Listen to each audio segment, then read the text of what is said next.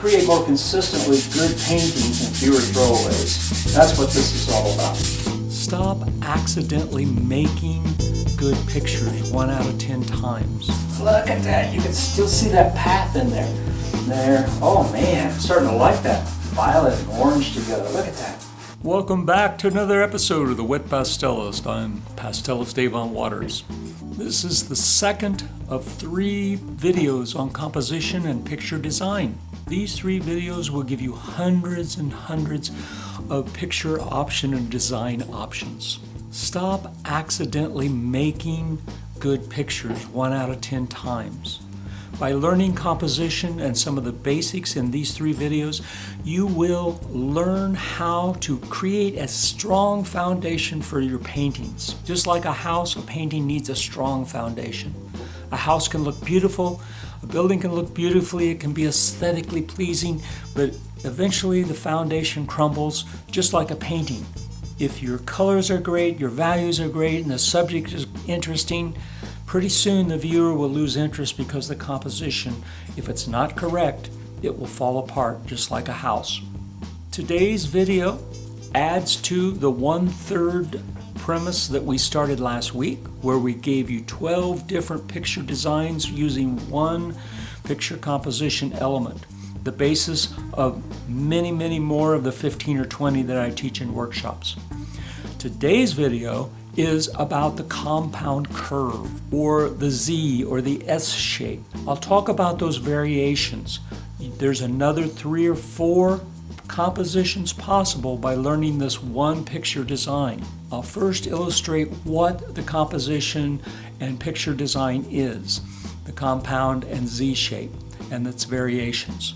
Then stay with me, and I will then use the compound S-curve Z compositions and do a memory landscape. And in addition, I will use the principles from the first video using thirds. If you're liking the content in these videos, please hit the subscribe button. At minimum, hit the like button so others can find this. Just to add to the last episode's thirds, our thirds, even if we're using a different compositional design or picture design factor, such as the one we're using today, we still want to break our canvas into those thirds. Everywhere that those lines intersect from our last week's video, that is important because we are adding an additional picture design element. And this week we're talking about the S-curve. The S-curve, sometimes referred to as the compound curve, is sometimes the most overused compositional element. Students early on learn to move like a road or a trail or something, the folds in a piece of fabric in a still life, or even a figure reclining. Moving it into the S-curve is a way to draw the attention of the viewer in. So the S-curve is a great compositional element that most of you would use, but the S-curve, just like last week, we had 12 different compositional designs possible by using our 1/3 broken up. That video talked about 12 different possibilities, different compositions, 12 different compositions for that. This one has at least 3, if not 4 or 5. Not only do you have this lazy compound S-curve that moves the eye up into where the point of interest is, which again we don't want in the center.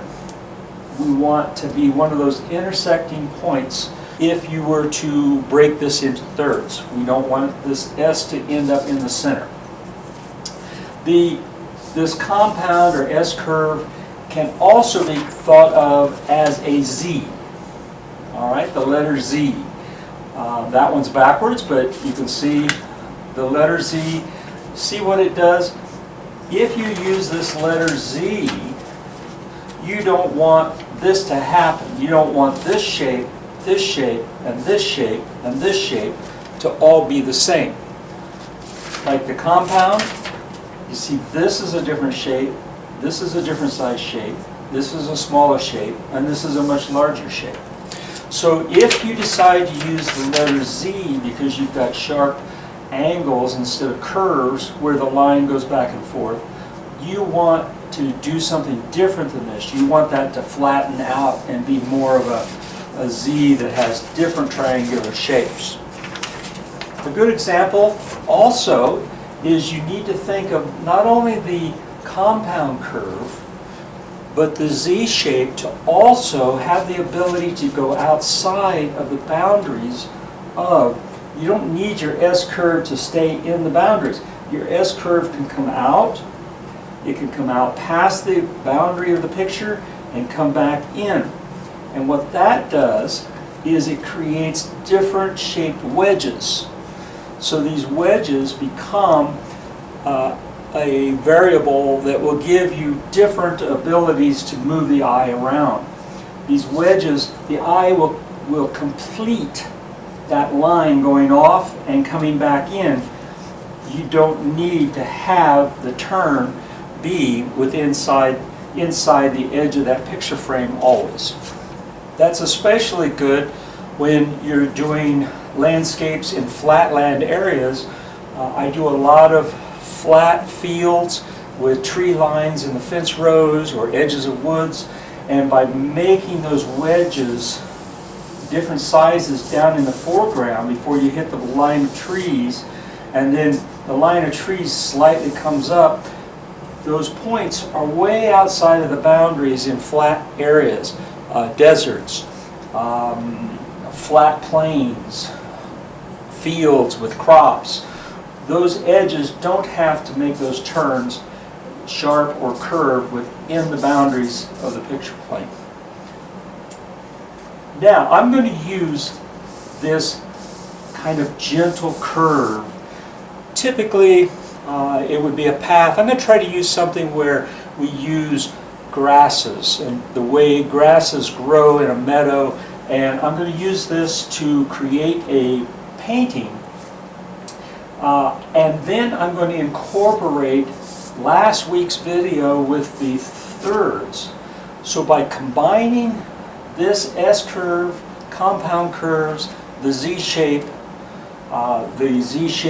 compound that goes outside of the boundaries, you have added to the 12 possibilities of the thirds we discussed last week's video.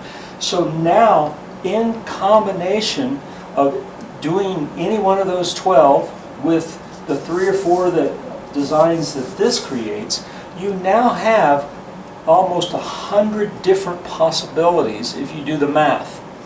You're probably somewhere between 40 and 50 possibilities. And by the time next week's third part of this series goes, you will be able to have 100 or more possibilities just by learning those 3 picture designs.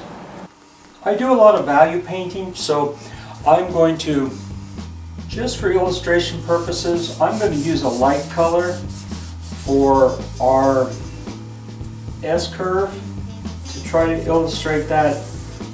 And this is a place setter, lets me know, and we'll have, this is the 1/3, 1/3, 1/3, 1/3, 1/3, 1/3. I'll make it a little darker for you.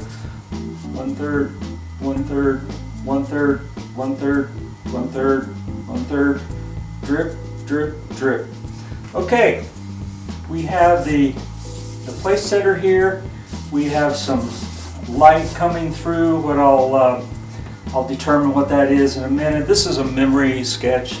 I'm just trying to illustrate the use of this compound curve with the 1/3 marks that can allow us to have a different composition and use 2 picture designs.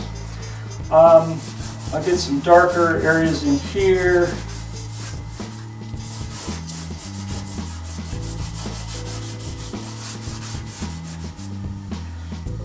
And use a little blue-green down in here.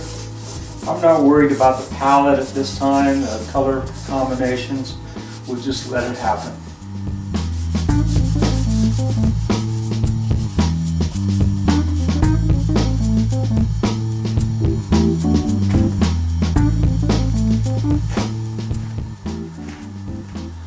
This is out of my values of probably 6 or 7, and I pulled the darker values out of values 3. So I'll keep my lighter areas of the picture using the 6 or 7, and my darker areas will be 3 with highlights that are darker or lighter. This is out of the 6 or 7 box of values. You'll notice last week and this week and many times in my paintings I do use pink in my skies because I'm not really interested in local colors. I like to experiment and use colors that are compatible with other colors in my palette. I'm not after realism. So just if you like blue skies and green trees and that sort of thing, then it's the same process. I'm just opting to use different values. Both this paper and this paper, this is a 12 by 12. This is just regular drawing paper. Wolfcon used pastels outside in plein air using, a lot of his studies for his oil paintings were basically drawing paper.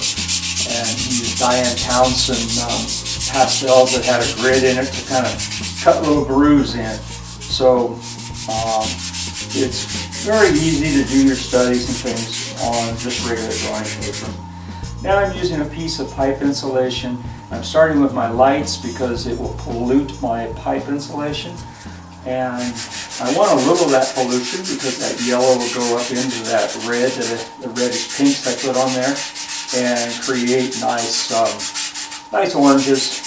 It's a good underpainting. I can go back over this with some blues and gray it down. It's all very bright right now.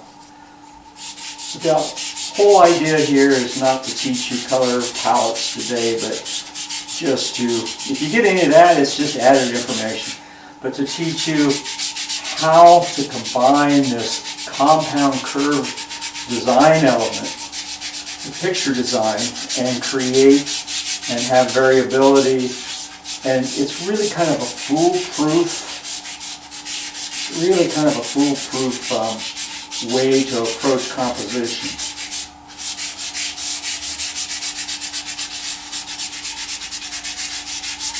You'll have fewer scrapers and throwaways, and no more accidentally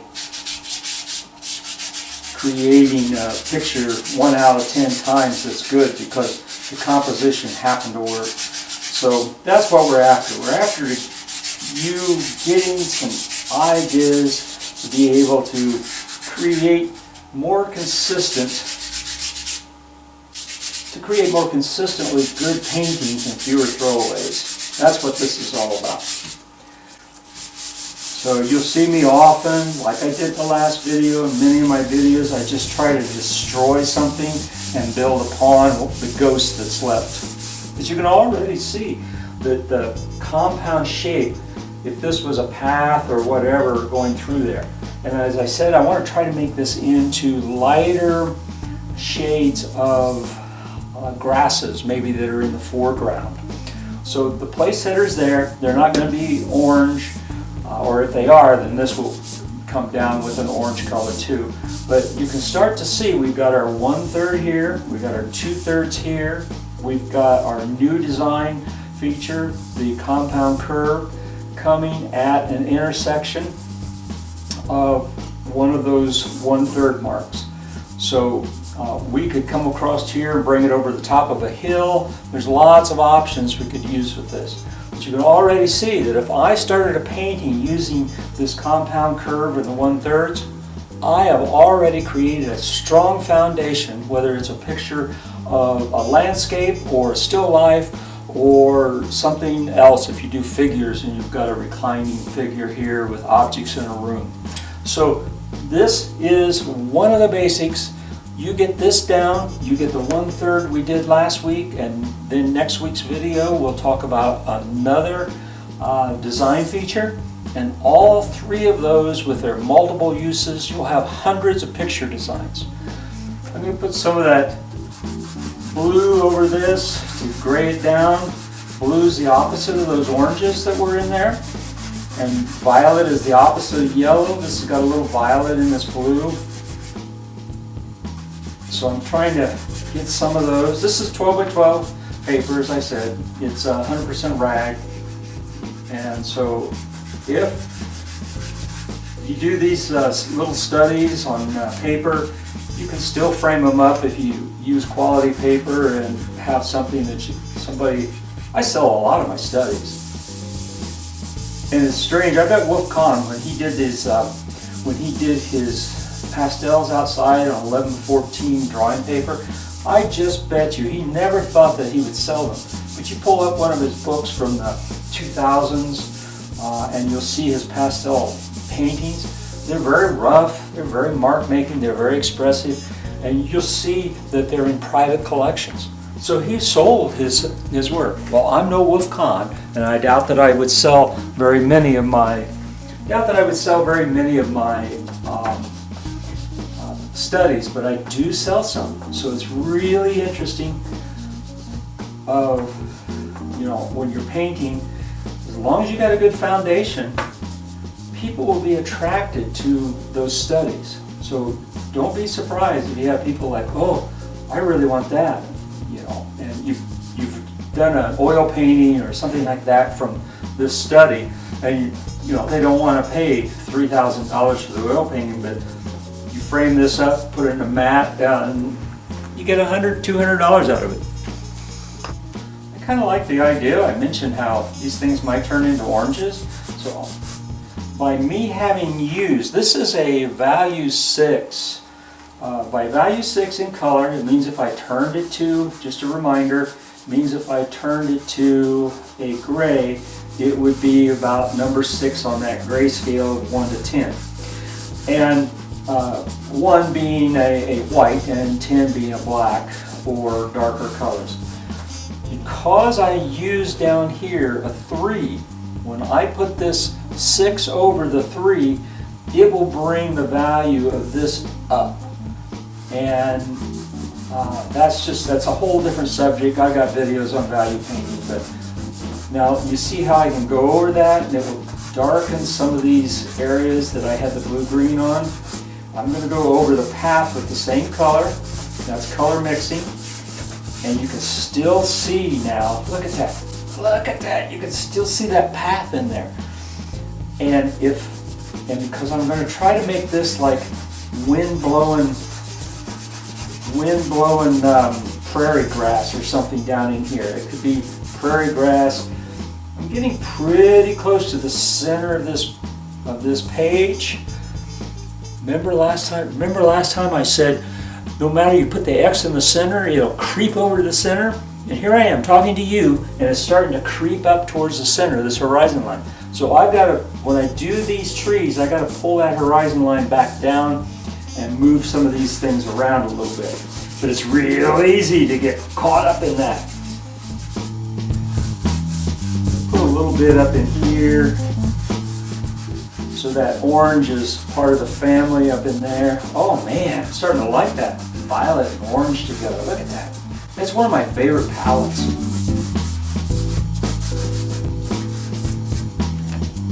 Since I brought those values up from 3, this time I grabbed something out of my Form 5 value box, so I can, now I'm going to bring that back down. Here's our 1/3 mark. I'm going to bring that back down into here so that we get that horizon not creeping anymore up towards the center.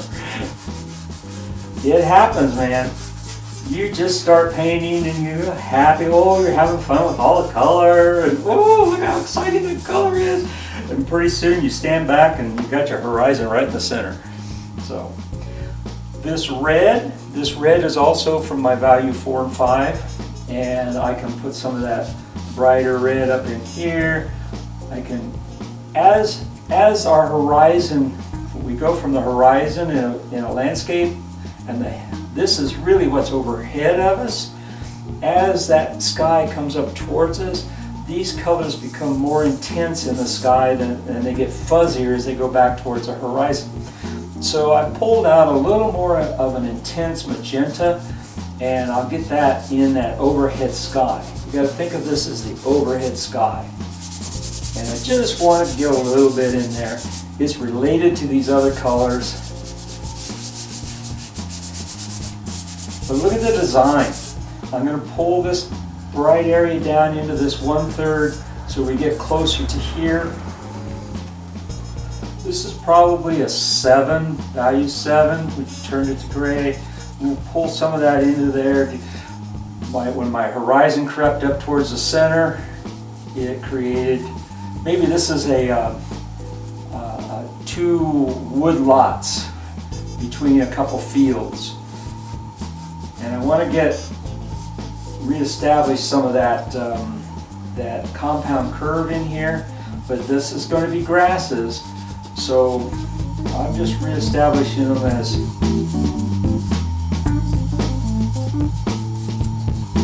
grasses. And when I put a grass-like color over that, you'll see how this, and this play with one another and walk the eye back. I've switched from the compound curve and got a little sharper edges because these are going to be places maybe where that prairie winds go across. Where I live, we get pastures and things, and the prairie winds go across them and create these waves, little wedges. So here's a wedge that is thick here going down. Here's a wedge that's a little thinner, and here's one that's even thinner yet. So I have used that compound curve to create 3 different shaped wedges in my foreground. Now I pulled out some oranges.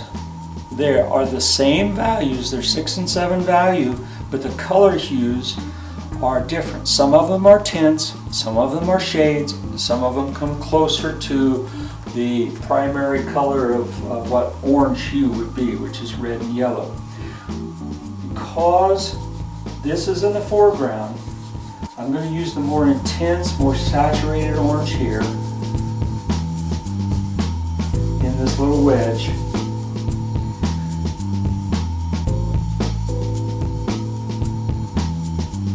And as this goes back, I'm using the paler, probably it's a shade.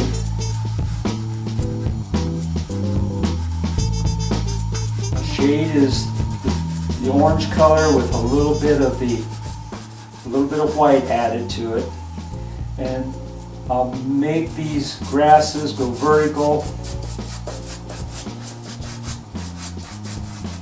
as they come down through here, and the highlights in them. This is a little more intense and more saturated. It goes well with that first saturated orange. It's darker. It appears to be darker, but it's the same value. But you can see how you can create grassy areas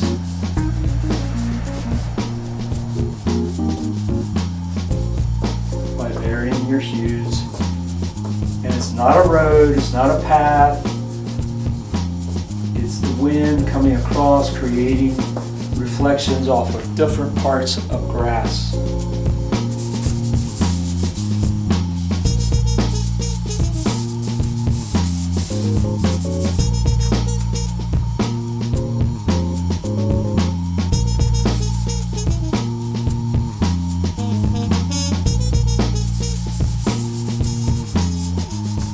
Again, this video is not about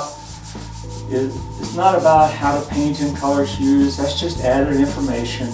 And if you want to see more about painting with values and varying the color hues, but keeping your values, your gray, if you turn these to gray, I'll try to remember to take a picture of this in gray and add it to the video. But here you can see those there's just subtle differences of the oranges coming across here. And then we can get some of that orange, kind of peachy orange up into the sky in some of these areas because we want to keep the colors related. Typically I would do a wet pastel and create some textures here and have all sorts of layering, but again, this video is all about composition and trying to get you to understand how you can create a strong foundation just by using some of these basic foundational principles of creating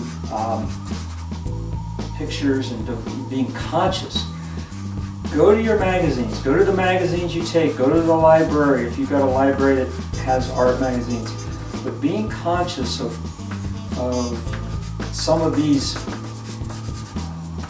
shapes, and once you start becoming conscious of some of these shapes, you're going to look at those magazines, and suddenly you'll realize why you like that painting. It's got a great foundation. It's got a great start.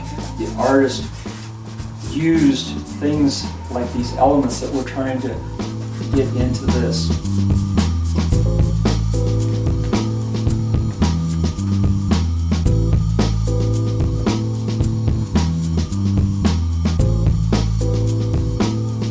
The more painting you do outside, the more, like I said, this is a memory study.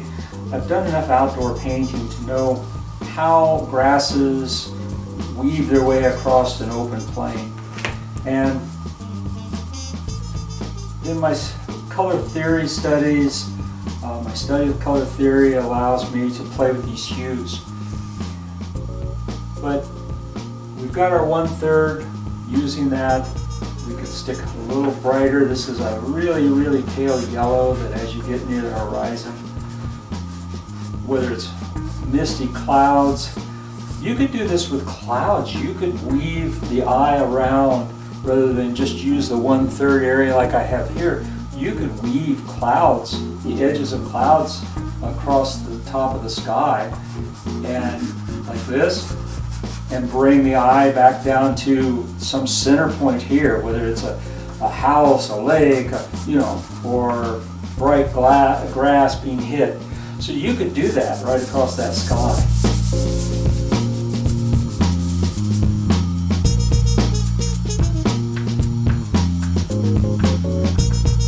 But yeah, the more plein air work that you do, the more you look and observe nature and do sketches and preliminary drawings, the more you'll be able to work towards memory drawings if that's something memory paintings like I'm doing. I love memory paintings. I've gotten to the age where, I've got a perfectly good studio with air conditioning and HVAC. I don't need to be outside anymore painting 100% of my paintings. I like going outside, and I still go outside, don't get me wrong. The more you go outside and the more you keep your eye fresh and open to these ideas and you see and learn, the more you're able to fix something that a drawing or a photograph just doesn't maintain or doesn't have anymore. So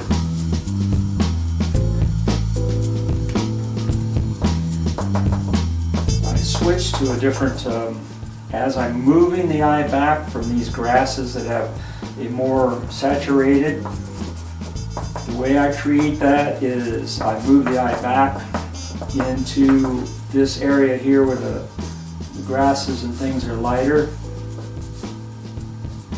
by changing the saturation of my oranges that I'm using.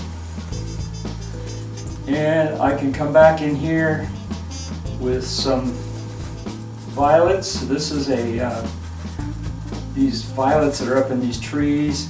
I can create some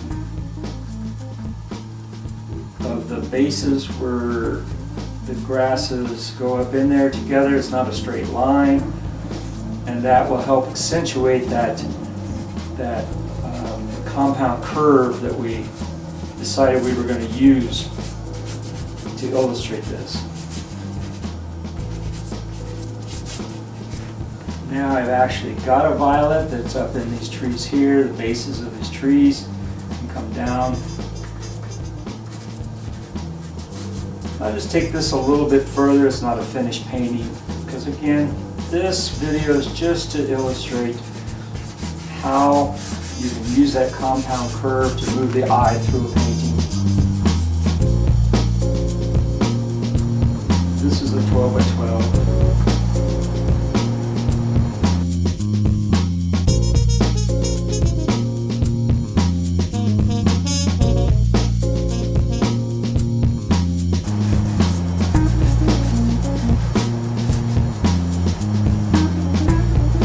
firm up this area down here a little bit more, create those contrasts which clearly show how I've used the colors used to move the eye from light to dark in wind-blown grasses in front of this scene.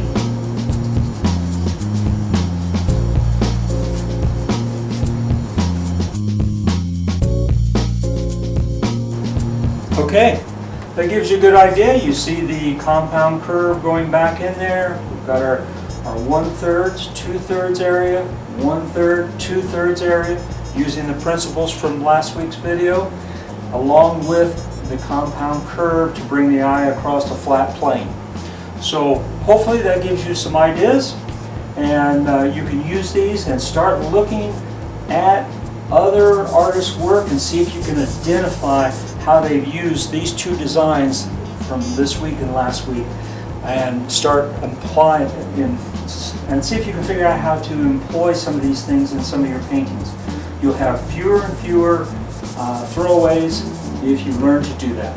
So this is a good underpainting. It's a good start to something that I may finish later for my own use. Well, there you go. I hope that helped. I hope you understand the Z and the compound curve and how to apply it to your own paintings to create stronger compositions, fewer throwaways, and not just be painting by luck. Next week, I'll have a third picture design to add to these two, this video and the one previous to this. So stay tuned, and until next time, happy painting, everybody. Take care.